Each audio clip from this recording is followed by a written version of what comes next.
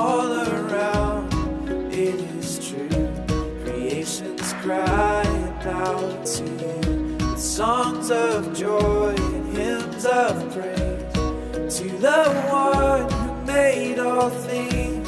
Whoa, whoa, whoa, whoa, whoa, whoa, whoa, whoa, whoa.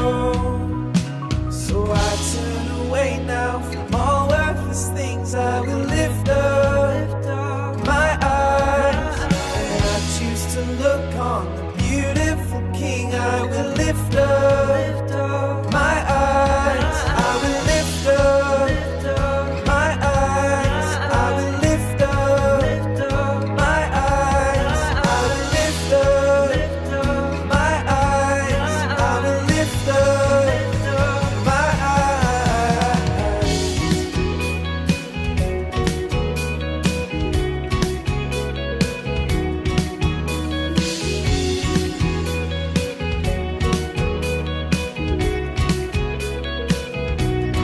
When I'm lost in the darkness, when I feel so weak and helpless. Bonjour à toutes et à tous.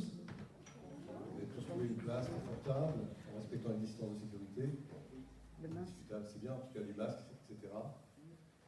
J'espère que vous êtes comme nous, que vous avez brûlé d'envie de commencer à louer le Seigneur et à chanter à la gloire de son nom. Alors, je voulais vous poser une petite question avant de commencer. C'était à savoir, est-ce que vous croyez que Dieu est là, dans ce lieu? Et est-ce que ça change quelque chose pour vous? Je vous laisse avec répondre à titre personnel. Et moi, je me pose la question des fois, je sais que Dieu est là, parce qu'il a fait la promesse, mais est-ce que ça change réellement quelque chose dans ma vie, dans mon comportement, dans ma façon de chanter? Alors, je peux vous dire quelque chose avec assurance, c'est que Dieu, ce matin, s'est invité au milieu de nous, ça c'est sûr et certain. Parce que ce matin, il passe au-dessus des églises et il tend l'oreille. Et dès qu'il commence à entendre des louanges, des chants, eh bien, il s'invite. Donc, il est au milieu de nous ce matin, et il sait que nous avons fait le bon choix de venir le louer et l'adorer. Alors, on va se lever pour ce premier chant, qui nous dit « Chantons ». C'est une invitation, mais c'est presque un ordre. Chantons car Dieu est là. Amen. Alors, puisqu'il est là, il faut que ça fasse la différence dans notre comportement, dans notre attitude. Il y a de la joie dans la présence de Dieu. Chantons car Dieu est là. Poussons des cris de joie. Laissons-lui un trône de reconnaissance, un balai de louange. Chantons le roi des rois, son amour durera. Et quand on le loue, sa gloire descend sur nous.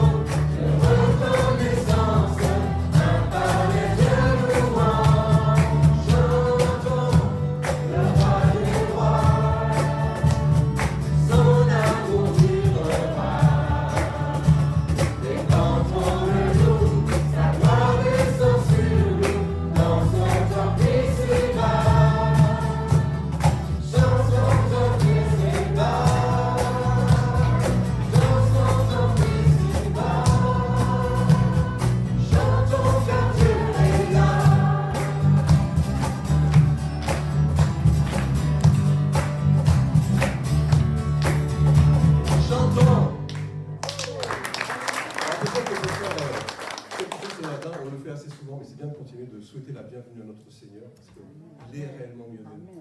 Et il faut que ça change quelque chose. Alors on va applaudir quelques instants. Le Seigneur est le...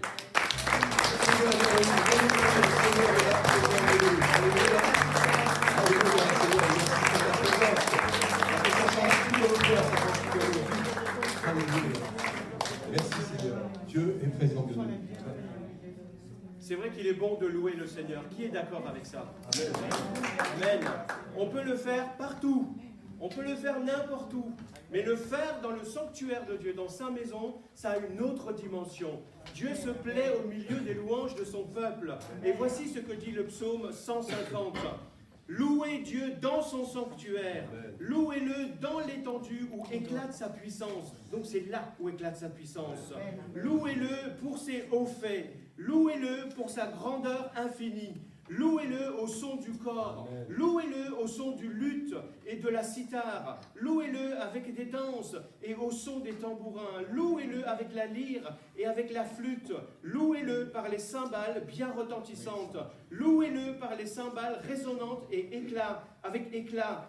Que tout ce qui vit loue l'Éternel. Et voilà comment se termine le livre des psaumes, par deux mots. Louez l'Éternel. Alors je vous invite de tout votre cœur, puisque les musiciens le font avec la musique, avec leur voix, vous louez-le avec tout votre être, avec votre main, avec vos bouches. Faites monter votre louange et Dieu se plaît au milieu des louanges de son peuple. Amen. Alors louons notre Seigneur. Amen. Merci Seigneur pour ta présence, Seigneur. À toi la gloire, Seigneur Jésus. Alléluia. Gloire à Dieu. Merci Seigneur. Merci Seigneur. Dieu aime la louange. Dieu aime la louange. Il est juste de louer l'Éternel. Parce que quand l'homme loue Dieu, loue son Créateur, alors Dieu est à sa place et l'homme aussi est à sa place. Ce que je voulais vous dire ce matin, j'avais cette pensée sur le cœur parce qu'on parle beaucoup de masques en ce moment. Et on voit parfois des masques un petit peu bizarres avec des jolis sourires, avec un petit peu rigolo. Mais je voulais vous dire que même si vous êtes masqué ce matin, Dieu voit bien au-delà de votre masque. Amen. Amen. Il voit au fond de votre cœur. Et pour lui, il n'y a pas de masque. Alors je vous invite à, comme dit ce chant, viens, c'est une invitation. Ne tarde plus, adore, donne-lui ton cœur, tout ton cœur. Le Seigneur dit aussi, tel que tu es, adore. Ne cherche pas à être saint, ne cherche pas à être parfait, tu ne le seras jamais, je ne le serai jamais que dans le ciel. Mais commence à louer ton Dieu maintenant, fais ce choix. Amen.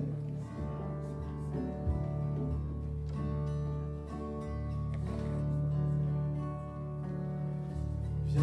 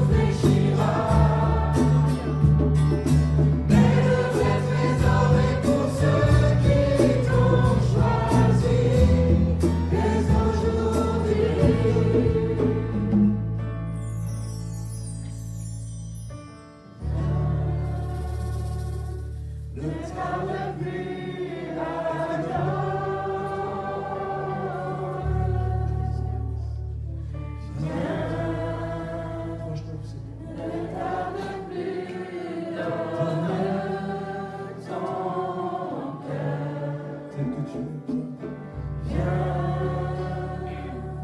Tel que tu es, adore. Viens, tel que tu es devant ton Dieu. Viens. Peut-être tu te sens sale ce matin, souillé peut-être. Peut-être tu ne te sens pas digne tout simplement d'être dans la présence de Dieu. Mais le Seigneur t'invite tel que tu es. Parce qu'il voit derrière ce masque. Il voit au plus profond de ton cœur. Il a quelque chose qu'il veut faire bouger au fond de toi. Il y a des choses qu'il veut enlever. Il y a des choses qu'il veut rajouter. Alors laisse-toi faire. Abandonne-toi à la louange. Quand on loue le Seigneur, on ne voit plus que le Seigneur. On ne pense plus à soi.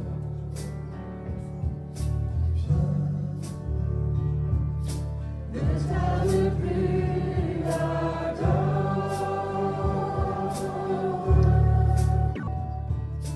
Viens, ne tarde plus, donne ton cœur. Viens, tel que tu es, adore.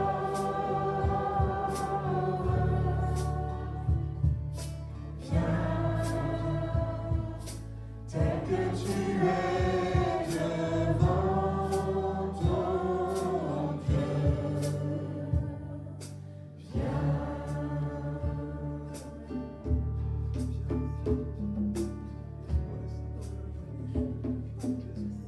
Sentez-vous libre de vous approcher du trône de grâce ce matin. Du cœur de Dieu. Dieu aime quand ses enfants s'approchent de son cœur.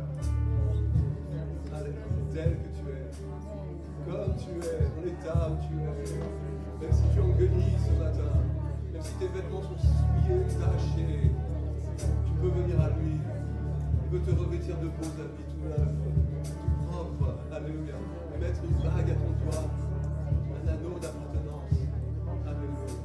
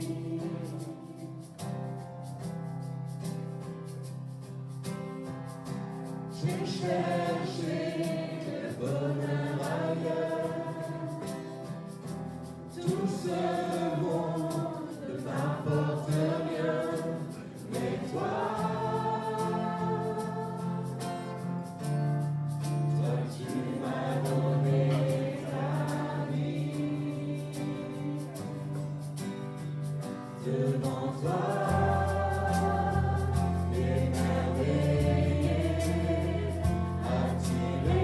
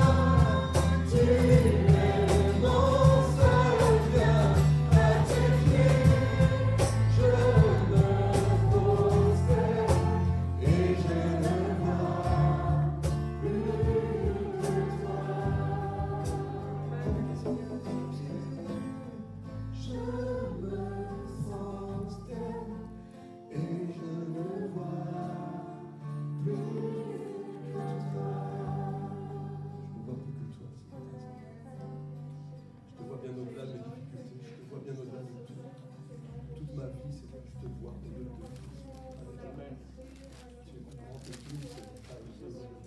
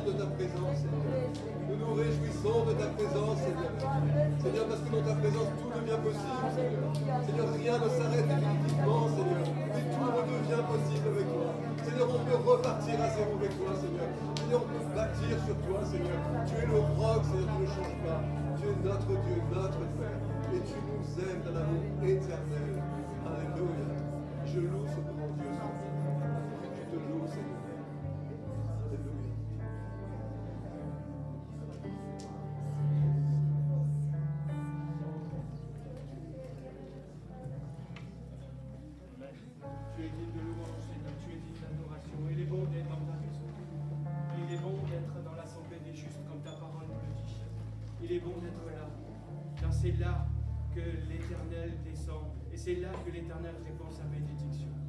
Merci Père, parce que quelles que soient les circonstances, quelles que soient les restrictions auxquelles nous sommes soumis, tu es ce Dieu qui est présent et qui agit toujours de la même façon, avec grâce, avec bonté.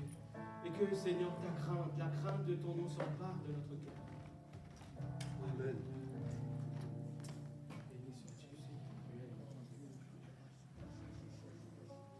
Vous allez bien? Oui. Quelques petits soucis techniques avec tout ça. Voilà. Que le nom du Seigneur soit béni. Merci Seigneur pour cette possibilité aussi qu'il nous donne de pouvoir nous retrouver. Et ça, c'est une grâce. Amen. Mais avant d'aller plus loin, avant de partager la parole avec vous, j'aimerais laisser la place à Sarah, qui est au fond, que vous ne voyez pas. Le Seigneur a déposé quelque chose dans son cœur ce matin. Elle nous l'a partagé pendant que l'on était en prière, ceux de la louange et des frères et sœurs. Mais je lui ai dit si elle pouvait venir le partager parce que je sens que c'est une parole que le Seigneur veut déposer sur notre cœur et nous faire réagir aussi par rapport à cette parole.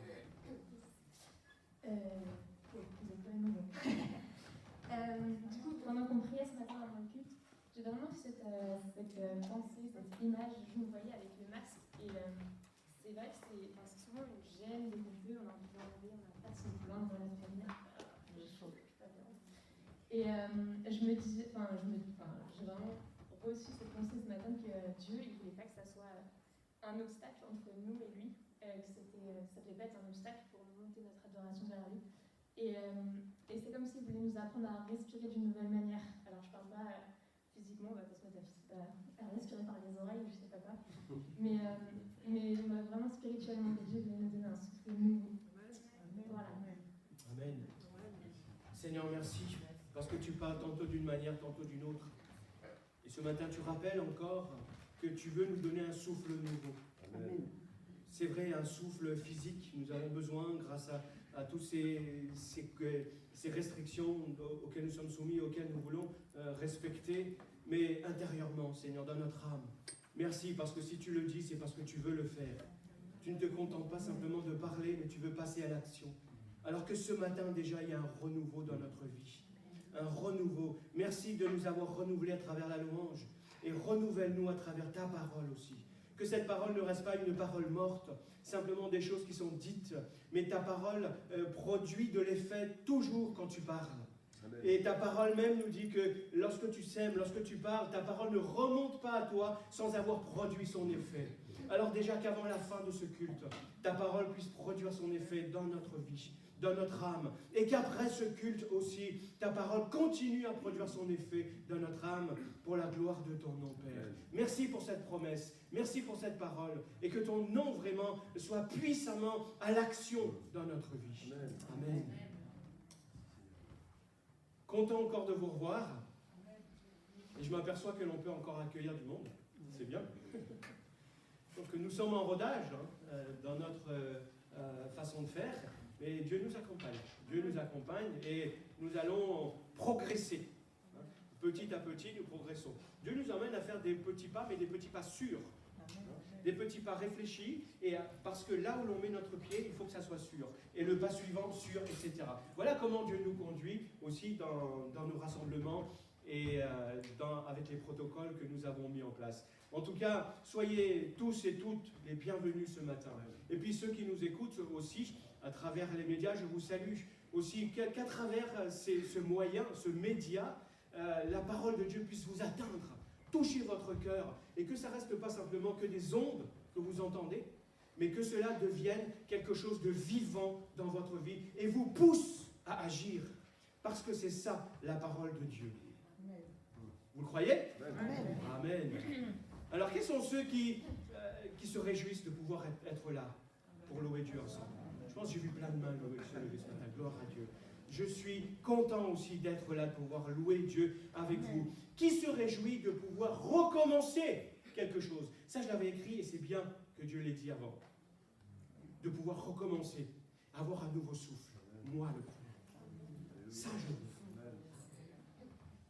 Qui se réjouit donc des changements que Dieu veut opérer dans l'église d'Hermont? Oui, moi. Donc, qui maintenant veut s'engager concrètement dans ce nouveau souffle, dans ce nouveau départ. Ceux qui nous regardent, vous pouvez aussi lever la main.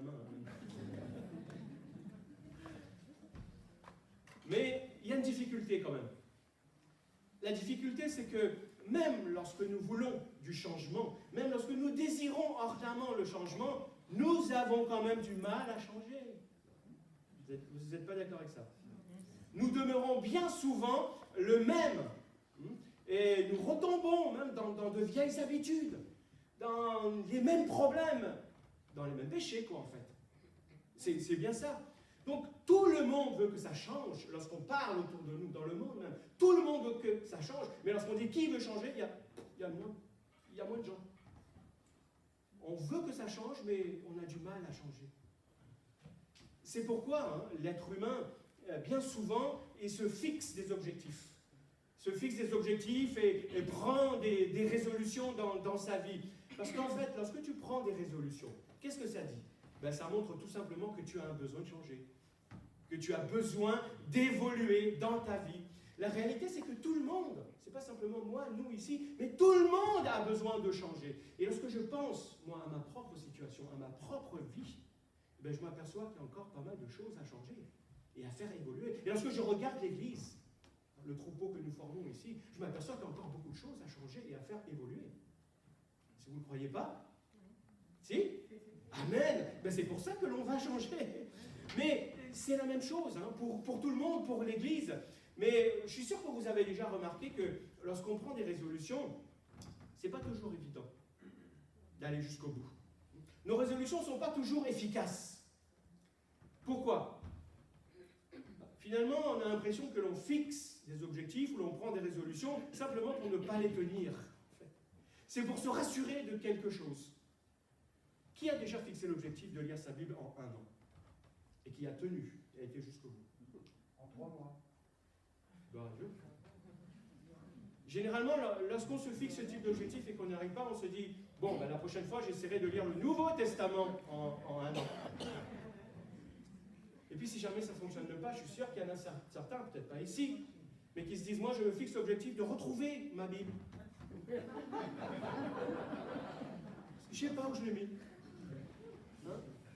Donc, qui voudrait se fixer l'objectif de prier davantage? J'aimerais bien savoir pourquoi tout le monde n'a pas levé la main.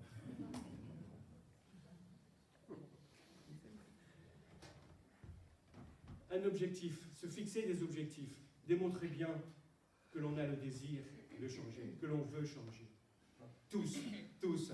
Et démontre que finalement nous sommes quelque part incapables de nous changer. De changer nous-mêmes. C'est pourquoi ce matin j'aimerais, et puis dans les dimanches qui vont venir, m'appuyer sur un livre, un des livres les plus pratiques de la Bible. Vous le connaissez? Oui. C'est lequel? Le livre des Proverbes. Nous avons déjà commencé à méditer les mercredis.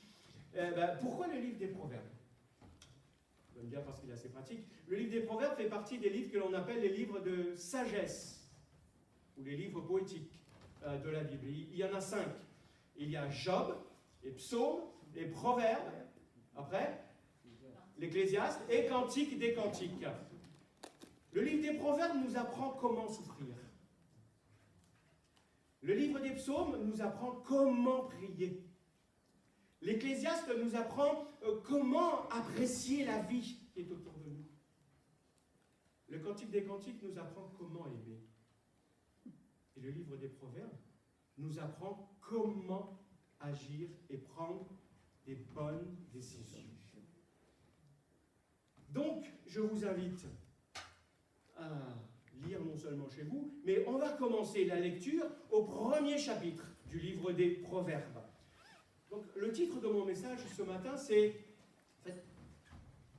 qu'il nous faut commencer par la sagesse spirituelle, si l'on veut véritablement changer. C'est comment cette sagesse spirituelle peut nous aider à changer de façon concrète, efficace et durable. Et surtout, comment le Saint-Esprit peut opérer cette transformation dans notre vie pour nous emmener à une transformation visible et durable. Donc, premier chapitre, les 2 premiers versets, je vous les lis. Proverbe de Salomon, fils de David, le roi d'Israël. Ils ont pour but d'enseigner aux hommes la sagesse et de les éduquer pour qu'ils comprennent les paroles prononcées avec intelligence. Ça y est, vous y êtes? Premier point, la première parole de sagesse, la première chose que tu dois comprendre pour changer, c'est que la sagesse est la première chose dont tu as besoin pour changer. Vous êtes convaincus de ça? Quels sont les principes qui sont valorisés dans notre monde? Qu'est-ce qui a le plus de valeur pour les gens? Dites, qu'est-ce que les gens recherchent et valorisent le plus?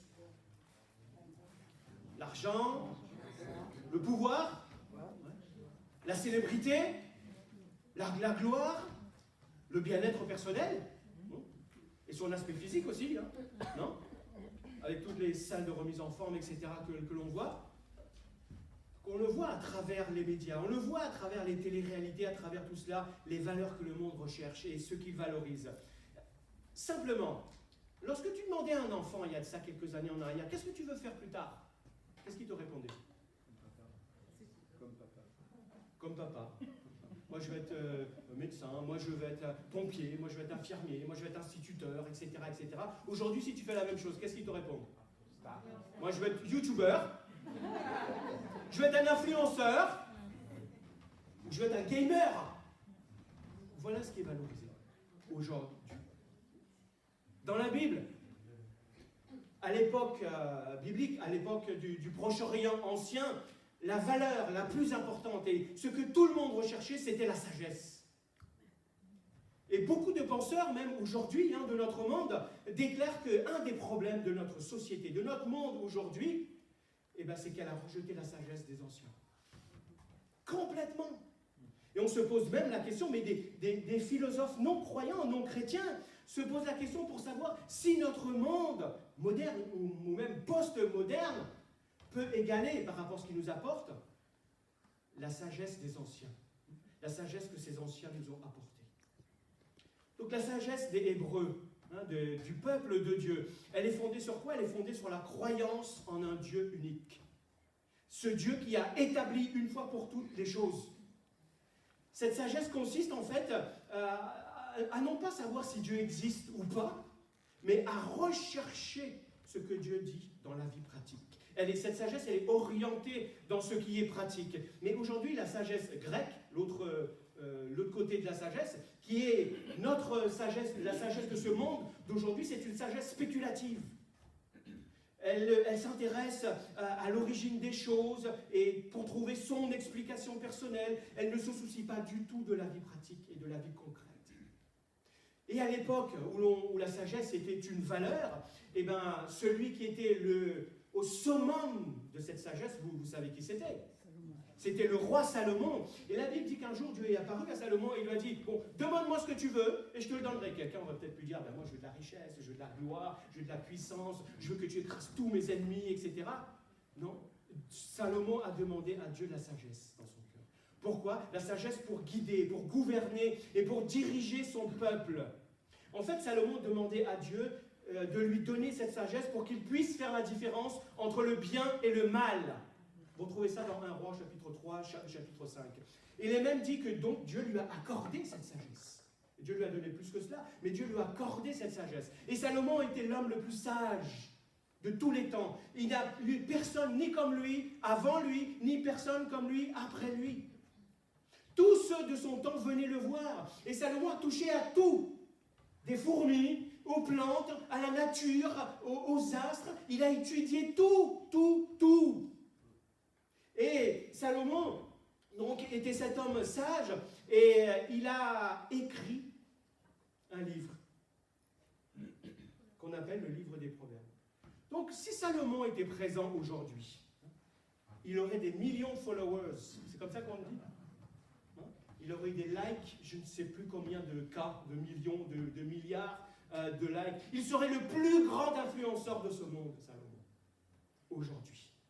Sa page Facebook, explosé. Sa chaîne YouTube, wow, ça pourrait peut-être saturer son profil Instagram, tout le monde serait dessus. Toutes ces choses-là exploseraient en nombre de vues si Salomon était là aujourd'hui. Il serait le number one des réseaux sociaux. Parce que c'est là où passent les informations, n'est-ce pas? Donc Salomon a écrit un livre, le livre des Proverbes, et il a consigné dans ce livre des Proverbes des préceptes de sagesse spirituelle, pratiques, pour nous apprendre à agir avec justesse, avec droiture, pour savoir faire la différence entre ce qui est bien et ce qui est mal dans notre quotidien. Donc le livre des Proverbes il contient des courtes pensées dans lesquelles sont concentrées vraiment la sagesse divine. Mais il y a aussi des poèmes que Salomon a écrits. Il a écrit plus de 3000 proverbes et plus de 1000 chants, de 1000 poèmes, et à travers lesquels il nous a communiqué la sagesse divine, la sagesse spirituelle. Donc ce livre-là, le livre des Proverbes, du début jusqu'à la fin, ne parle que de la sagesse, mais de la sagesse pratique.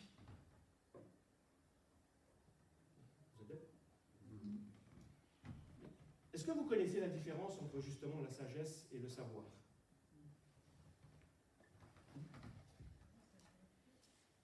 Le savoir, c'est une accumulation d'informations.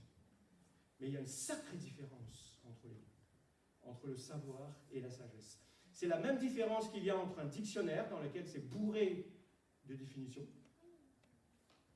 et un recueil de poèmes ou un recueil scientifique dans lequel on a utilisé ces mots pour traduire quelque chose, pour les rendre pratiques.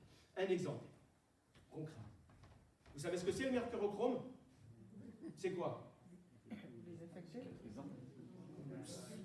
C'est un médicament. Vrai? Eh bien ça c'est une information. C'est un savoir. Qui boirait du mercurochrome s'il a mal à la tête ou s'il a mal au ventre? Qui? Personne. Ça, c'est de la sagesse. Vous voyez la différence entre les deux? Et ça change tout dans la vie. On sait beaucoup de choses, n'est-ce pas? Combien savons-nous? Combien d'entre nous, là, nous savons que Dieu est un Dieu de grâce? Tous. Alors pourquoi est-ce que l'on compte plus sur notre sagesse, sur notre savoir-faire, sur notre débrouillardise dans notre vie au quotidien? Tu peux avoir 20 sur 20 en connaissance biblique. Tu peux tout savoir sur la Bible. Avoir une très bonne note en information biblique, mais avoir 0 pointé en sagesse spirituelle. Mais 0 pointé. On sait tous les choses. Là, normalement, le sage, c'est celui qui se rend compte qu'il ne sait pas. Et qu'il a besoin d'apprendre. En fait, le savoir te dit le quoi de la chose, et la sagesse t'explique comment appliquer cette chose dans ta vie concrète, pour que ça devienne quelque chose de vivant et d'efficace. En fait, le savoir, c'est l'information, et la sagesse, c'est l'application. Ce matin, je demandais aux frères, qui sait que la Lune tourne autour de la Terre encore? Allez-y, moi j'aimerais bien. Ça, c'est des choses concrètes. Ceux qui ne lèvent pas la main, vous ne savez pas que la Lune tourne autour de la Terre? On le sait tous que la Lune tourne autour de la Terre. Est-ce que ça change quelque chose à votre quotidien? Pas du tout. Si vous n'aviez pas cette information, ça ne changerait strictement rien. Les démons savent que Dieu existe. Vous le savez aussi.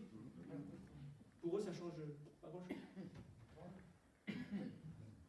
On peut connaître beaucoup de choses de la Bible, mais ça ne change rien à notre existence. On sait tous que la vérité nous rend libres, n'est-ce pas? Mais lorsque la vérité te vient en face de la figure, tu ne l'acceptes pas. Ça, c'est bien vrai. Tu trouves toujours des excuses. Lorsqu'on te montre la vérité, tu discutes. Tu dis oui, mais, etc., ceci, cela. Qui sait que Jésus est le Seigneur et le Sauveur? Mais donc, tu seras aussi d'accord avec moi pour reconnaître que c'est difficile de le vivre au quotidien. Lorsque tu rencontres des difficultés. Nous sommes plus que vainqueurs, je le proclame moi-même. Mais lorsque je rencontre une difficulté, c'est autre chose.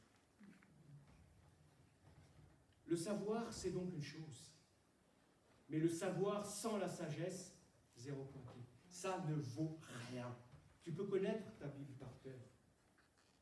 Si tu n'en fais rien, c'est comme si tu ne la connaissais pas. C'est pareil. Donc ton plus grand besoin, ce n'est pas de savoir des choses, ou plus de choses.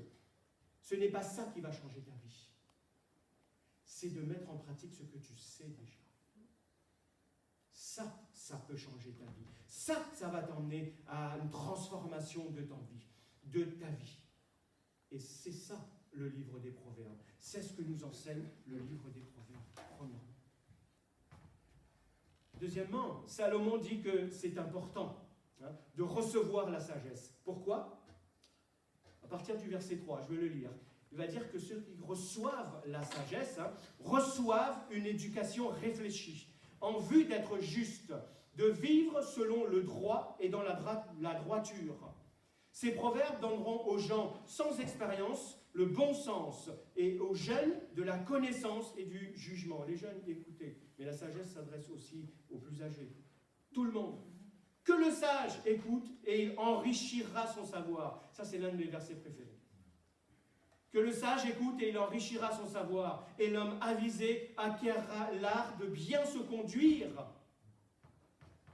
Ces proverbes sont destinés à faire comprendre les maximes et les paroles, et à pénétrer les propos des sages et leurs paroles énigmatiques. Maîtriser la sagesse et l'éducation, c'est quoi? C'est être un insensé. Oh là là, quel mot. On n'aime pas ce mot, n'est-ce pas?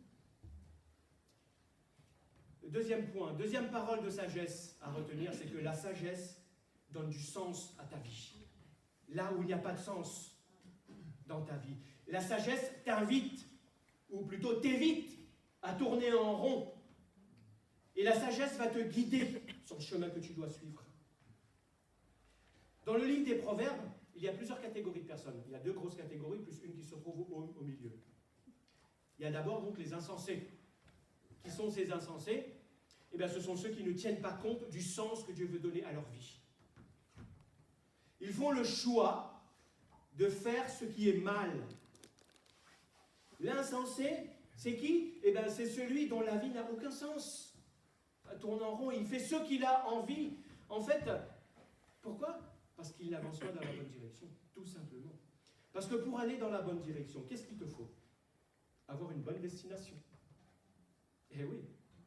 Si tu as une mauvaise destination, automatiquement, tu vas avancer dans une mauvaise direction. L'insensé, c'est celui qui ne vit pas pour la gloire de Dieu. Si tu ne vis pas pour la gloire de Dieu, ta vie n'a aucun sens. Pourquoi? Parce que Dieu est le créateur. Dieu t'a créé. Il a donné un sens à ta vie. Et la seule façon de donner du sens à ta vie, c'est de marcher selon les plans de Dieu, dans la direction qu'il veut imprimer, qu'il veut donner à ta vie, pour toi, de façon personnelle, mais aussi pour notre Église, de façon très locale. Et c'est comme ça que l'on doit avancer. Aujourd'hui, beaucoup prétendent que c'est à chacun de donner un sens à sa vie. Non? Vous n'avez jamais entendu parler de ça? C'est à chacun de donner un sens. Ah ben toi, tu ne peux pas savoir. Moi, je dois donner un sens à ma vie. Ah ben, aujourd'hui, on dit aussi, de toute façon, il n'y a plus de bien et de mal, il n'y a plus de normalité. Chacun choisit et détermine ce qui est bien ou mal pour lui. La prochaine fois que quelqu'un te dit ça, marche-lui sur les pieds, tu verras ce qu'il arrive. Bon, c'est un exemple, hein. C'est un exemple. Ne le fais pas, ne le fais pas. Je t'invite à ne pas le faire. Mais lorsque tu marches sur les pieds de quelqu'un, tu vas voir tout de suite à travers sa réaction que dans son cœur, il y a bien une notion de justice. Qu'il y a bien une notion de bien et de mal que Dieu a mis dans le cœur de chacun. Et c'est ça qui donne un sens à ta vie. La notion du bien et du mal que Dieu a inscrit dans ta conscience et dans ton cœur. Même ceux qui disent, moi je fais ce que je veux, il a cette notion de bien et de mal qui est inscrite dans son cœur. Et ça, tu peux le vérifier. Et ça, je pense qu'il faut être honnête. Il y a bien des choses qui ne vont pas dans la vie de tout le monde, dans notre vie, que tu sois chrétien ou pas. Peut-être que c'est dans ton couple que les choses ne vont pas dans la bonne direction. Peut-être que c'est dans tes finances que les choses ne vont pas dans la bonne direction, ou dans tes relations, ou que sais-je d'autre. Mais si tu n'as pas en vue la bonne destination, c'est sûr que tu n'avanceras pas dans la bonne direction. Et la seule façon de donner du sens à ta vie, c'est de décider de vivre pour la gloire de Dieu. Concrètement, efficacement, pas simplement de ta bouche, en disant oui, je veux faire plaisir, je veux gloire à Dieu, je veux le suivre, mais cela doit être concret, cela doit se traduire à travers des actes. Et le livre des Proverbes est là pour nous enseigner justement comment vivre concrètement pour la gloire de Dieu. Le premier groupe, c'était les insensés. Le deuxième groupe, c'est qui d'après vous? C'est les sages. En fait, il n'y a pas grand-chose à dire sur ces sages. Le sage, c'est qui? Eh bien, c'est celui qui marche par la grâce de Dieu, qui vit sa vie dans le sens que Dieu veut imprimer, selon ses commandements, et pour glorifier Dieu. Celui qui veut faire plaisir à Dieu, qui recherche sa volonté, et qui s'efforce à marcher sur le chemin que Dieu trace devant lui. Et entre les deux, il y a une autre catégorie de personnes. La Bible nous parle de ça, le livre des Proverbes nous parle de ça. Ils appellent les gens sans expérience, ou ceux qui sont inexpérimentés. Certaines traductions parlent du simple, ou du naïf même. Eh bien, ces personnes-là, cette catégorie de personnes, qu'est-ce qu'elle fait? Cette personne-là, eh bien, elle évalue, en fait, entre les deux chemins. Elle se dit, ben, ça c'est ça, ça c'est ça, ça c'est ça. Et le plus souvent, nous, les chrétiens, nous nous comportons comme ces gens inexpérimentés par rapport à la parole de Dieu. On veut évaluer si c'est bon, si c'est pas bon, est-ce que ça vaut la peine, est-ce que ça me convient, est-ce que ça me convient pas, est-ce que c'est ceci, est-ce que c'est cela. Donc Salomon va parler à ces naïfs, à ces gens inexpérimentés, à ces simples, comme ils le disent, en leur disant, si tu réalises que dans ta vie, il y a des choses qui ne vont pas dans la bonne direction, alors reçois la sagesse de Dieu pour te permettre de faire les choses correctement, les choses qui plaisent à Dieu. Oh, plus personne ne parle. Donc, cette sagesse va donner du sens à ta vie. Elle va te permettre de faire du ménage dans ta vie, dans tes relations, dans la gestion de ton temps, dans tes priorités aussi. En fait, finalement, dans ton cœur, fondamentalement, et dans tes pensées. Mais par où commencer? Par où commencer pour mettre de l'ordre? Tu sais, quand il y a pas mal de désordre, des fois on se pose la question, oh là là, par où est-ce que je vais commencer? Eh bien, je reviens, ceux qui ont suivi ma lecture, vous avez dû vous apercevoir qu'il y a un verset que je n'ai pas lu. Le verset 7. Et je reviens à ce verset 7, qui dit ceci, c'est par la crainte de l'Éternel que commence la connaissance ou la sagesse. Troisième principe, c'est que la sagesse commence par rétablir la crainte de l'Éternel dans ton cœur. Dans ta vie. La crainte de l'Éternel, c'est un principe fondamental, c'est une vérité fondamentale dans la Bible, du début jusqu'à la fin. Et la crainte de l'Éternel, on le trouve continuellement, pratiquement à travers toutes les pages de la Bible. La crainte de l'Éternel, c'est quoi? C'est le fondement de ce que Dieu veut établir et bâtir dans ta vie. Et qu'est-ce que Dieu veut bâtir?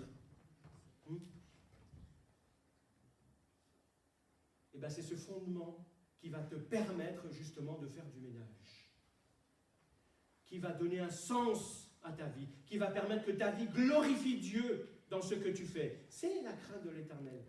Et tu vas me dire, oui, ok, c'est une belle parole. Et concrètement, ça veut dire quoi? Alors, retiens cette définition. Elle est simple. La crainte de l'Éternel, c'est une affection respectueuse pour Dieu. Je répète.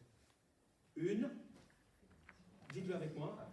Une affection respectueuse pour Dieu. Qui a déjà eu un animal de compagnie? Ou qui en a eu? Je suis sûr que tu avais beaucoup d'affection pour cet animal. Je suis convaincu que tu ne le respectais pas. Je suis convaincu aussi que beaucoup d'entre nous ce matin, vous avez du respect pour votre patron. Je ne suis pas sûr que vous ayez beaucoup d'affection pour lui.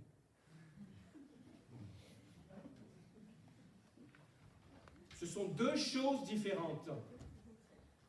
La crainte de l'Éternel, c'est avoir une affection respectueuse envers Dieu. Ça veut dire quoi? Ça veut dire aimer Dieu de tout ton cœur, de toute ton âme, de toute ta force, de toute ta pensée. C'est aimer Dieu par-dessus tout. Amen. Mais ce n'est pas suffisant. Aimer Dieu, ce n'est pas suffisant. Tu dois le respecter, tu dois obéir à ce qu'il te demande, tu dois l'honorer, tu dois le mettre en premier, tu dois le louer, tu dois être reconnaissant, tu dois réaliser que Dieu est Dieu, qu'il n'est pas comme toi, ce n'est pas ton copain, qu'il est 3 fois saint, que toi tu es une créature, que tu dois lui être soumis. Et tout ça, le vivre concrètement dans l'amour. Voilà le respect que tu dois à Dieu, la crainte de l'Éternel, cette affection respectueuse. Pour beaucoup d'entre nous, la clé du changement, c'est de rétablir cette crainte de l'Éternel dans ton cœur, avant toute chose.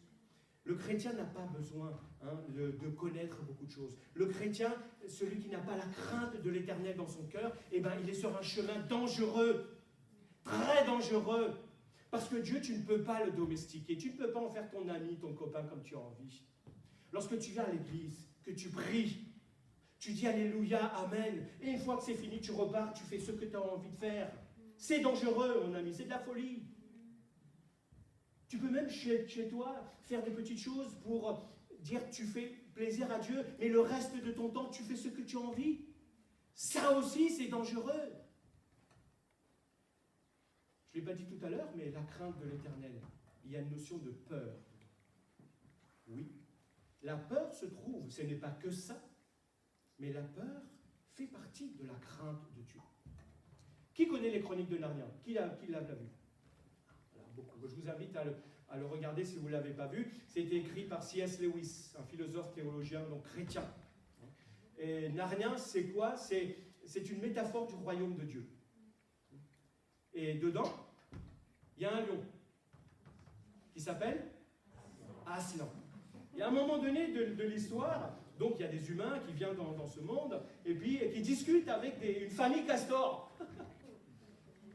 Et puis là, donc les castors lui expliquent, bon ben voilà, c'est le territoire de Aslan, c'est lui le seigneur des seigneurs, le maître de ces territoires, de ce royaume, c'est lui le roi des rois.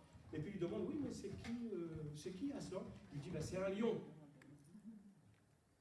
Et puis à un moment donné, ils doivent aller rencontrer le lion. Les castors lui disent, ouais, il faut qu'on rencontre le lion Aslan pour telle et telle chose. Puis là, il y a une petite fille qui lui dit, mais c'est pas dangereux de rencontrer un lion? Est-ce que c'est sécurisant d'aller à la rencontre d'un lion? Est-ce que c'est prudent d'aller à la rencontre d'un lion? Puis là, M. Castor lui dit, Aslan, c'est un lion terrifiant. Terrifiant. Mais il est bon. Il est bon. Qu'est-ce que je veux dire? Je vais te rappeler simplement que Dieu est un Dieu d'amour. Qu'il est plein de miséricorde. Qu'il est tout puissant. Qu'il est un Dieu de grâce qui est venu te sauver dans ta rébellion et il t'a retiré de la mort. Oui, c'est un Dieu terrifiant, malgré cela. L'Éternel est un Dieu terrifiant. Il est dangereux. Tu ne peux pas le dompter et faire ce que tu veux avec lui. Tu ne peux pas l'utiliser à ta guise pour avoir ce que tu as envie. Il n'y a personne qui soit semblable à Dieu. Personne. Ni dans le ciel, ni sur cette terre. Donc tu ne peux pas le dompter. Tu ne peux pas venir à l'église, faire comme si, il y a quelque chose qui se passe dans ta vie avec Dieu, et puis continuer à vivre selon ton plan, selon tes pensées, selon ce que tu as envie, selon ce qui te fait plaisir. Ça n'a aucun sens, ça s'appelle de la folie. C'est ce que le livre des Proverbes nous dit. Dieu t'aime, mais il est saint, ne l'oublie pas. Il veut que tu marches selon ses plans, selon ce qu'il veut pour toi. Il veut que tu lui obéisses. Ce que Dieu te demande, ce n'est pas une liste de choses dans lesquelles tu peux choisir, oui, ça me plaît, ça me plaît, ça me plaît. Ce ne sont pas des propositions que Dieu te fait. Ce sont des commandements qu'il te donne, à laquelle tu dois te soumettre et obéir. Et il va t'aider à obéir à tout cela. Ce n'est pas toi ou moi qui pouvons décider ce qui est bien ou ce qui est mal, même pour toi dans ta propre vie. Dieu seul détermine ce qui est bien et mal. Si tu veux savoir ce qui est bien et mal, ce que tu dois faire dans telle ou telle circonstance, alors rapproche-toi de Dieu plutôt, au lieu de penser à ce que tu as envie ou ce que tu désires. C'est vrai que l'on désire, on se fait nos plans, mais seul Dieu est capable de te montrer ce qui est bien. Et pour ça, tu as besoin de venir à lui. Mais notre problème, c'est que bien souvent, on a tendance à voir en Jésus l'agneau de Dieu qui ôte les péchés du monde. Cet agneau tout gentil, tout mignon qu'on pouvait prendre dans ses bras. On oublie qu'il est aussi le lion de Juda. J'assure, j'ai été au zoo de Beauval, même de loin, lorsqu'on regarde un lion, je vous assure, c'est terrifiant. C'est majestueux, mais ça fait peur.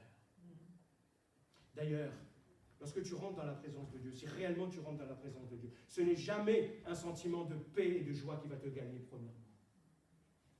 Lorsque Jésus est apparu à Paul, qu'est-ce qui s'est passé? Il a dit « Alléluia, gloire à Dieu ». Il est tombé face contre terre, il a été terrifié. Lorsque Jean, qui connaissait Jésus, il l'a vu à l'île de Patmos, le Jésus glorifié dans toute sa gloire, qu'est-ce qui s'est passé? Il est tombé, terrifié, face contre terre. Tu ne peux pas t'amuser avec Dieu. Tu ne peux pas faire ce que tu as envie. Ce n'est pas simplement ton copain. Il est Dieu, ne l'oublie pas. Et la sagesse spirituelle commence par rétablir cette crainte de Dieu dans ta vie. Et tout le reste suivra. Je ne dis pas que ça sera facile, mais le reste suivra. Donc Salomon continue, et je continue aussi, et il va nous mettre en garde. Il va nous mettre en garde en exprimant un autre bienfait de la sagesse dans les versets 8 à 18. Je ne lirai pas tout, c'est simplement des portions que je vais vous lire. Mon fils, sois attentif à l'éducation que tu reçois de ton père et ne néglige pas l'instruction de ta mère, car elles seront comme une belle couronne sur ta tête et comme des colliers à ton cou. Mon fils, si des gens malfaisants veulent t'entraîner, ne leur cède pas. Je continue au verset 15. Mon fils, ne te mets pas en route avec ces gens-là, ces gens malfaisants qui ont décidé de faire le mal. Évite d'emprunter les mêmes chemins qu'eux. Pourquoi? Car ils se précipitent vers le mal. Ils ont hâte de répandre le sang, mais il est vain de vouloir tendre un filet pendant que les oiseaux t'observent. En vérité, c'est au péril de leur propre vie que ces gens-là dressent des embûches. Et c'est à eux-mêmes qu'ils tendent des pièges. Quatrième parole de sagesse de Salomon, quatrième point, c'est que la sagesse va t'éviter de tomber dans les mêmes pièges stupides. Vous êtes peut-être bête que je dis stupide. C'est un mot qui vous choque? Je vais peut-être pu en prendre un autre encore. Parce qu'en fait, compte, les proverbes nous montrent que ce ne sont pas simplement ces pièges qui sont stupides. Lorsque tu prends les livres des proverbes et que tu vois les termes qui sont utilisés pour traduire ces gens-là, que ce soit insensé, stupide, fou, imbécile, lorsque tu lis tout ce qui est dit à travers le livre des proverbes, il est dit de nombreuses fois, il est fait référence de nombreuses fois, il est utilisé de nombreuses fois ces termes. Mais lorsque tu les lis, que tu regardes le contexte dans lequel c'est dit, tu t'aperçois très vite qu'il parle de toi et de moi. Tout ça. Les imbéciles, c'est qui? Les stupides, c'est qui? Je suis un enfant de Dieu. Dieu m'a sauvé. Je le sers. Mais j'ai encore des vieux réflexes qui m'entraînent à avoir des comportements parfois bien stupides. Et je suis convaincu que je ne suis pas le seul. Donc à cause de notre vieille nature pécheresse, la Bible nous dit que nous nous comportons bien souvent comme des stupides, des insensés et même des moqueurs. Oh non, je ne me moque pas de Dieu, vous allez me dire, mais si pourtant. À l'intérieur de nous, le péché a détraqué quelque chose. Il a tout détraqué et qui fait que l'on a perdu le sens et l'orientation. Et ça a touché toutes les dimensions de notre vie. Toutes les dimensions de notre vie sont désorientées. Et Salomon donc est en train de dire que la sagesse va t'éviter de retomber dans les mêmes pièges qui te désorientent.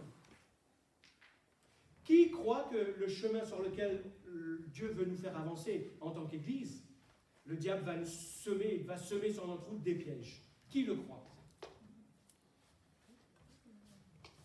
Moi, je suis convaincu qu'il va essayer de le faire. Mais est-ce que tu sais comment discerner les pièges qu'il va semer?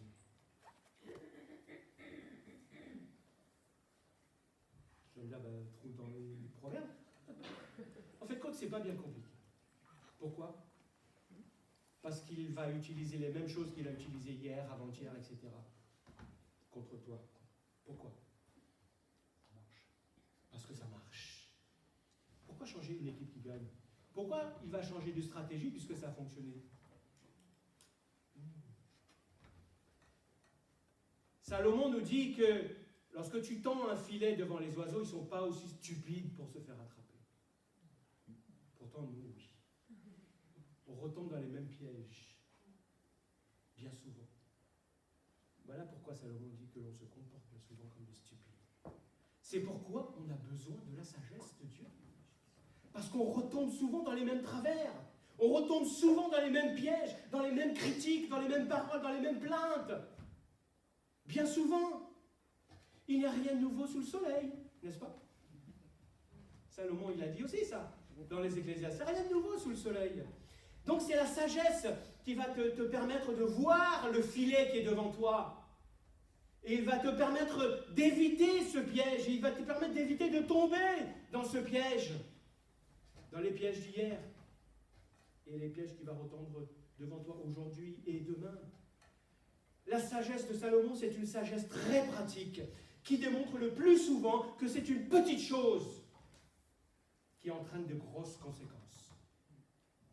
Voilà pourquoi il faut faire attention aux petites choses. D'ailleurs, Jésus va le dire, celui qui est fidèle dans les petites choses, on lui en confiera de grandes. Voilà pourquoi souvent, je m'arrête aussi des fois sur des petits détails.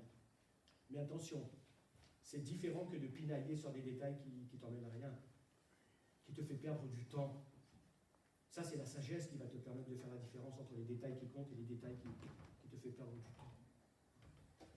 Ça, je ne sais pas si vous connaissez ce qu'on raconte, mais avant, on disait à quelqu'un qui voulait réussir dans la vie, on lui disait « ne perds pas ton stylo ». Vous avez déjà entendu ça? Non? Ne perds pas ton stylo. C'est le plus sage conseil qu'on peut te donner si tu veux réussir ta vie. Vous allez me dire, quel rapport avec ce stylo? Bon, aujourd'hui, on pourrait prendre d'autres choses. Hein. On pourrait adapter dans le monde d'aujourd'hui. Mais en fait, pourquoi? Parce que si tu n'as pas de stylo, tu ne peux pas écrire. Si tu ne peux pas écrire, tu ne peux pas prendre de notes. Tu ne peux pas prendre de notes, et bien tu ne peux pas retenir les choses. Tu ne peux pas retenir, et bien tu ne peux pas apprendre. Tu ne peux pas apprendre, tu ne peux pas réussir à tes examens. Tu ne peux pas réussir à tes examens, tu ne peux pas avoir ton diplôme. Tu ne peux pas avoir ton diplôme, tu ne peux pas avoir un travail. Tu ne peux pas avoir un travail, tu ne peux pas avoir d'argent. Tu ne peux pas avoir d'argent, tu ne peux pas avoir une maison. Tu ne peux pas avoir de quoi te nourrir. Tu ne peux pas avoir une maison, tu ne peux pas te marier. Tu ne peux pas avoir des enfants. Tu vas te retrouver tout seul. Si tu n'as pas de maison, pas d'argent, tu vas te retrouver tout seul. Et bien, qu'est-ce qui va se passer? Tu vas t'isoler. Tu vas t'isoler, tu vas tomber en dépression. Tu vas tomber en dépression, tu vas finir par mourir. Tout ça à cause d'un stylo. Petit détail. N'oublie pas le stylo si tu veux réussir ta vie. C'est petit détail qui peut te faire tout réussir, tout rater. Tout ça à cause d'une petite chose. Donc la sagesse te permet de ne pas tomber dans les mêmes pièges stupides. Continuons la lecture, verset 20. La sagesse crie bien haut dans les rues. Sa voix résonne sur les places publiques. Dominant le tumulte, elle appelle. Près des portes de la ville, elle fait entendre ses paroles en disant « Gens sans expérience, jusqu'à quand vous complairez-vous dans votre inexpérience? Et vous, moqueurs, jusqu'à quand prendrez-vous plaisir à vous moquer? Et vous, insensés, vous voyez toutes ces catégories de personnes? Et vous, insensés, jusqu'à quand détesterez-vous la connaissance? Écoutez mes avertissements. Voici, je répandrai sur vous mon esprit et je vous ferai connaître mes paroles.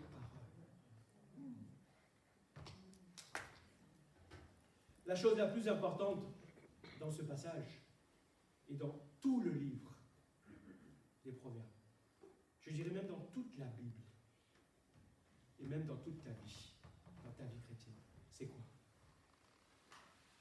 c'est que la sagesse dont on parle depuis tout à l'heure, ce n'est pas un concept, ce n'est pas une idée ou une philosophie, c'est une personne.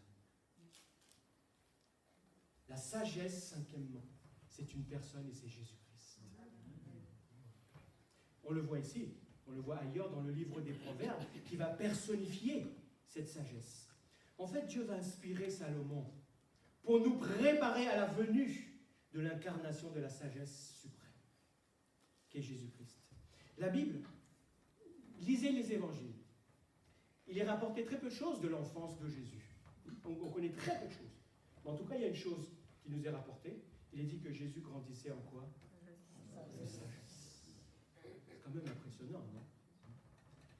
Et Matthieu, l'évangéliste Matthieu, va nous dire au chapitre 12 que Jésus était plus sage que Salomon. Pourquoi? Paul va dire que Jésus s'est fait sagesse pour nous. Et qu'en lui est la plénitude de toute la sagesse de Dieu. Et que nous, l'Église, nous sommes une manifestation de la sagesse de Dieu. La démonstration. Une démonstration, c'est quelque chose de visible et de concret. Ce n'est pas simplement des paroles. En mathématiques, la démonstration, c'est quelque chose que tu dois démontrer. Quelque chose qui doit être pratique, qui doit être vérifié. Nous sommes la démonstration de la sagesse de Dieu. Donc, qui veut être plus sage dans les semaines à venir? Donc, si tu veux être plus sage dans les semaines à venir, dans les mois qui viennent, que ce soit pour toi, pour l'Église, donc tu n'as pas besoin d'écouter plus de messages. 50 messages. Peut-être cet après-midi, tu vas aller voir un autre message, que sais-je, tu vas te faire du bien, etc. Moi, je te dis que non, ça va polluer encore plus tes pensées. J'ai entendu récemment un pasteur, et je trouve ça très pertinent, il dit que si tu te nourris avec toutes sortes de choses, permettez-moi cette expression, il dit que tu vas avoir une constipation spirituelle. Ah oui, mange n'importe quoi. Qu'est-ce qui va se passer dans ton intestin? Tu n'arriveras pas à tout digérer. Et ton organisme va se mettre à faire n'importe quoi et ça va te rendre malade. Oui. Ce n'est pas la quantité de messages que tu vas écouter qui va changer les choses dans ta vie. Tu peux lire tous les livres que tu veux, assister à toutes les conférences que tu veux, aller sur tout dans la semaine. J'ai souvent entendu, ouais, tiens, il y a ça d'intéressant, ouais, il y a ça d'intéressant, vas-y, tu ferais mieux de regarder ça. Je ne dis pas que ce sont des mauvaises choses, mais fais attention. Si tu te nourris de tout et n'importe quoi, tu n'arriveras déjà pas à tout assimiler et tu vas être malade spirituellement. Alors contente-toi de peu de choses et mets en pratique ce que tu entends. C'est ça la sagesse. Et le meilleur conseil pastoral que je pourrais te donner, que je te donne ce matin, si tu veux grandir, aller plus loin dans la sagesse, reviens à Jésus et entretiens ta relation avec lui. Ça, c'est fondamental. C'est ça qui est fondamental. C'est ça qui va changer quelque chose dans ta vie. Si tu veux vraiment de la sagesse, alors entretiens ta communion avec Jésus tous les jours. Entretenir une relation. Ça ne se fait pas comme ça au hasard et quand on en a envie. Si je veux entretenir ma relation avec ma famille, je dois être intentionnel et je dois développer des habitudes. Sinon, c'est raté. Sinon, ça sera encore une fois que des paroles. En tant que croyant, donc ce que Dieu veut et ce que Dieu te demande, ce n'est pas de prendre de nouvelles résolutions ou de te nourrir de tout plein de choses, mais de développer de nouvelles habitudes concrètes dans ta vie, au quotidien.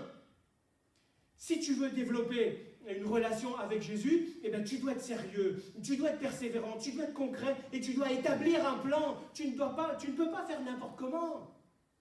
Si tu veux vraiment développer quelque chose, tu dois passer du temps avec Dieu.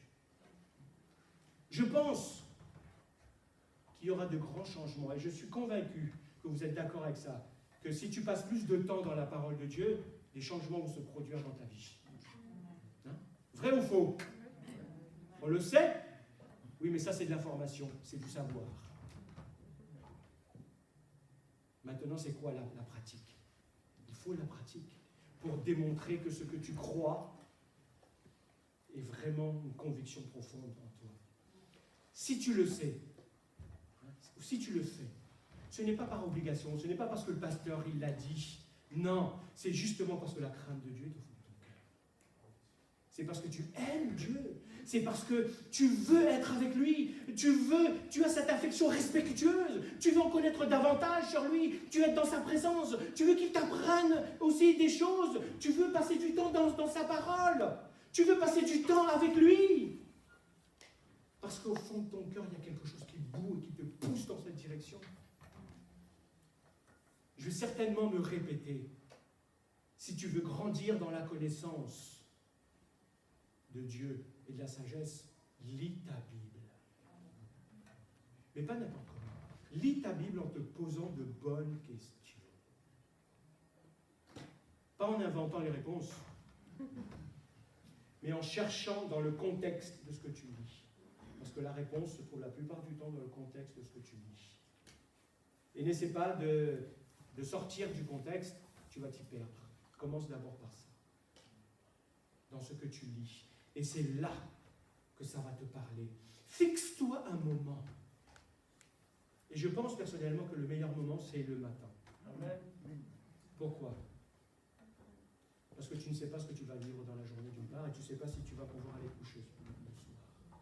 La première chose, la plupart du temps, quand tu te lèves, tu te fais le matin, qu'est-ce que tu fais? Ce matin, on en parlait encore avec mes enfants. Ces derniers temps. Qu'est-ce que tu fais? Tu manges. Parce que tu as jeûné, ton corps a besoin. C'est naturel, c'est normal, il faut le faire. Alors pourquoi tu ne le ferais pas avec ton âme le matin? Parce que je m'aperçois, encore une fois, je ne sais pas pour d'autres, mais je sais, en parlant avec les uns et les autres, les premiers réflexes que l'on a le matin, c'est de prendre son téléphone, de regarder nos messages, le temps qu'il va faire, les informations, ce qu'on a eu comme info, etc., etc. On y répond, etc. Ça, c'est très dangereux. Parce qu'une fois que tu as fait ça, tu n'as plus envie de prier. Tu n'as même plus envie de passer du temps dans la présence de Dieu. Pourquoi? Parce que tu n'as plus le temps. Tu ne sais même pas le temps que tu as passé à regarder tout ça. Ah, hey, c'est l'heure où je dois partir. Et puis, aussi, tu lis la parole de Dieu. Si tu veux vraiment te concentrer, là aussi, prends plutôt la Bible papier. Parce que lorsque tu vas lire sur ton smartphone, je ne dis pas que c'est mauvais, tu vas avoir tes notifications aussi qui vont arriver là. Et ces notifications vont polluer ta relation, ta communion avec Dieu, vont te perturber. Si tu veux avoir un temps à passer en tête à tête avec Dieu, alors laisse plein de choses de côté. Consacre-toi à ça et lis ta Bible. Si tu lis ta Bible, il ne te reste qu'un quart d'heure par jour. On dit que tu parcours ta Bible pendant 1 an. Certains, effectivement, peuvent le lire moins de temps, mais le plus important, ce n'est pas le nombre de fois où tu vas lire ta Bible, le nombre de fois où tu vas parcourir la Bible de la Genèse, Apocalypse, mais c'est le nombre de fois où cette Bible a parcouru ton cœur. C'est ça qui va produire son effet dans ta vie. Donc, passe du temps avec Dieu le matin. Prends ce temps. Tu dois avoir de bonnes habitudes pour que la sagesse puisse te guider dans ta vie. Mais, lorsque tu lis la parole de Dieu, Dieu te parle. Une relation ne se fait jamais que dans un sens. Tu dois aussi parler à Dieu. Et ça, c'est la prière. Les deux doivent aller ensemble. Les deux doivent faire partie de ce temps de relation et de communion. Quand je parle, vous m'écoutez. Mais quand vous parlez, moi je vous écoute. Et c'est comme ça la relation avec Dieu. Sa parole te parle. Et lorsque toi tu pries, toi tu lui parles. Alors certains disent oui mais c'est compliqué de prier, je ne sais pas quoi dire, etc. Là aussi, dresse-toi un plan. Appuie-toi sur la parole que tu viens de lire, sur les promesses de Dieu. D'abord, commence par louer Dieu, commence par le remercier. Ça, tu peux le faire, hein. Le remercier pour toi, pour ta famille, pour tes proches, pour l'Église. Ensuite, demande-lui pardon pour tes fautes, pour tes manquements, pour tes péchés. Intercède, et tu verras que ça prend beaucoup de temps. Si tu passes du temps à lui demander pardon pour tes fautes, plus tu vas faire ça, plus il va t'en montrer. Ensuite, intercède, c'est-à-dire combat pour des sujets bien particuliers, pour tes proches, pour ta famille, pour l'Église, ton Église, pour la ville où Dieu t'a placé, pour les autorités, pour les sujets bien particuliers du moment, pour ce que Dieu va mettre sur ton cœur. Si tu fais ça, si tu pratiques ça, certaines fois, le Saint-Esprit va te conduire dans une direction, à plus être sur un sujet que sur un autre, et demain, il va te conduire sur une autre chose. Mais si tu pratiques ça, si tu as un plan, si tu as une bonne démarche, tu verras que tu passes facilement 30 minutes dans la présence de Dieu. Pour commencer. Ça fait déjà 45 minutes, si tu as lu 15 minutes la parole de Dieu, et que tu t'es posé les bonnes questions, et si tu passes ce temps dans la prière, je peux t'assurer que tu peux facilement passer une heure dans la prière sans t'en rendre compte. Et ta journée, elle est gagnée. Ça ne veut pas dire que tu n'auras pas de problème, mais la sagesse va te permettre de voir les filets qui sont devant toi. C'est ça qui va t'emmener à changer. Et le verset 23, il dit ceci, hein, écoutez mes avertissements. Voici, je répandrai sur vous mon esprit et je vous ferai connaître mes paroles. Donc lorsque tu entretiens une relation avec Jésus, eh bien tu lui permets de te remplir de son esprit. Et je suis convaincu que si tu laisses le Saint-Esprit te remplir, des choses vont changer dans ta vie aussi. Je suis convaincu que si on laisse le Saint-Esprit remplir l'Église, eh bien des choses vont changer. C'est ça, la sagesse spirituelle. C'est elle qui te permet de développer de bonnes habitudes pratiques qui vont produire du changement dans ta vie. Parce que quand tu entretiens ta communion avec Jésus, eh bien, tu es rempli du Saint-Esprit, il t'éclaire et il te donne la capacité de faire ce que tu n'avais pas la capacité de faire avant. C'est dans la parole et dans la prière que Dieu te donne du discernement pour éviter ces pièges. Et la force d'agir et d'avancer pour faire ce que tu étais incapable de faire avant, de produire ce changement. Dans la version second 21, dans d'autres versions, à propos de ce verset 23, il est dit « Revenez à moi et écoutez mes reproches. » En fait, la sagesse, qui est cette sagesse finalement? La sagesse dit simplement « Revenez à moi. Reviens à moi et écoute-moi. » C'est une invitation à revenir à Jésus. La vie passe vite. Quand tu te lèves le matin, je te dis, tu ne sais pas si tu vas aller coucher le soir. N'est-ce pas? Alors ne perds pas ton temps. Ne perds pas ton temps si tu veux réellement devenir sage. Nous sommes tous préoccupés par plein de choses.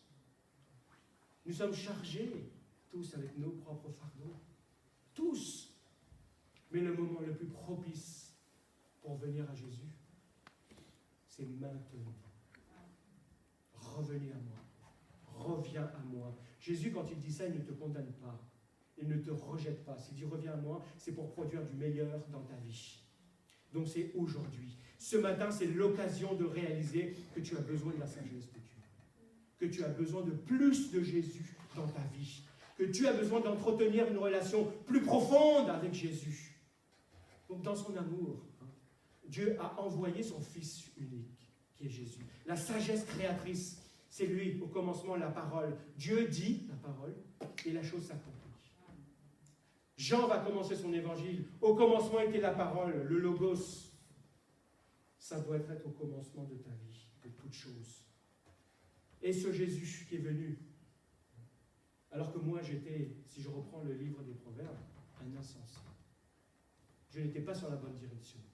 Donc j'attirais la colère de Dieu sur moi. Pourquoi? Parce que je méritais la colère de Dieu. Mais Jésus est mort à cause de mes péchés, à cause des conséquences de tes péchés, de mes péchés. La colère de Dieu s'est abattue sur lui. La sagesse. Lui, le parfait. Parfois, je me dis, mais Seigneur, mais comment tu peux être juste, être amour dans tout ça? Comment est-ce qu'on peut dire que Dieu est juste et amour dans tout ça? Comment comprendre cela? La vérité, c'est que le véritable amour, il n'est pas indifférent. Dieu t'aime. Et il t'aime assez pour ne pas être indifférent à ton comportement. J'aime mes enfants, ils le savent. Et je ne suis pas indifférent à la façon dont ils se comportent. Et je réagis par rapport à ça. Les gens que j'aime le plus, ce sont les gens qui me font le plus réagir quand je vois quelque chose. Donc Dieu t'aime. Dieu t'aime tellement qu'il réagit lorsque il voit que ton comportement mène à la mort. Que ton comportement n'est pas sage. Il réagit parce qu'il sait que c'est un chemin dangereux sur lequel tu te trouves et que tu vas te perdre. Il n'y a plus de micro? Vous m'entendez quand même? Oui. Ok. L'enregistrement. Ah, c'est pour l'enregistrement. Merci. Bon. Bon. Donc Dieu t'aime. Et Dieu va réagir à la façon dont il te voit te comporter. Parce qu'il t'aime justement. S'il voit que tu fais quelque chose de mauvais, il va venir. Il va te corriger. Parce qu'il t'aime. Et il ne veut pas que tu continues sur ce chemin qui est dangereux pour toi. Il veut te donner sa sagesse. Il veut te communiquer toute cette sagesse. Et ce qu'il y a de plus important dans la vie, c'est Jésus. La sagesse absolue. Et c'est lui seul qui peut changer ta vie. C'est lui seul qui peut changer les choses dans l'Église. On veut apporter beaucoup de changements. On peut changer les lumières, faire tout ce que l'on veut. Pourquoi pas? Mais si Jésus ne reprend pas sa place dans l'Église, dans ta vie, eh bien, tous les changements que l'on pourra faire, c'est niet, c'est zéro. Alors, laissons à Dieu sa place dans l'Église. Suivons-le tel que sa parole nous le demande, tel qu'il a montré le plan pour nous. En tout cas, Dieu m'a montré certaines choses, et si vous y croyez, alors allons dans cette direction. Et si on se trompe, on se trompera tous ensemble. Mais Dieu, lui, ne nous trompera pas, ça je suis convaincu. N'est-ce pas? Et si on est honnête devant Dieu, il saura nous corriger. Corriger, ça veut dire quoi? Ça veut dire nous redresser, pas nous punir, nous faire du mal, mais nous redresser, nous remettre sur le bon chemin. Pour cela, si tu veux réellement changer, qui veut réellement changer? La seule chose qui compte, et je vais t'inviter à ce qu'on se lève et à ce qu'on prie pour que Dieu t'aide à entretenir ta relation avec Jésus chaque jour, et ça de façon très concrète. Prends cette décision maintenant. Et n'oublie pas cela une fois que tu auras quitté ces lieux, que ça ne reste pas simplement un savoir, une information que tu as acquise ce matin. Transforme cela en action et ça deviendra de la sagesse dans ta vie. Alors, je vous invite à vous mettre debout. Parce que la seule chose qui compte vraiment dans ce monde, ce que Dieu veut pour toi, ce que Dieu veut pour moi, ce que Dieu veut pour notre Église, c'est de nous rapprocher un peu plus de Jésus et d'entretenir notre relation avec lui. Et le reste va suivre. Alors je vous invite à prier. Je vais prier que ceux qui le désirent élèvent leur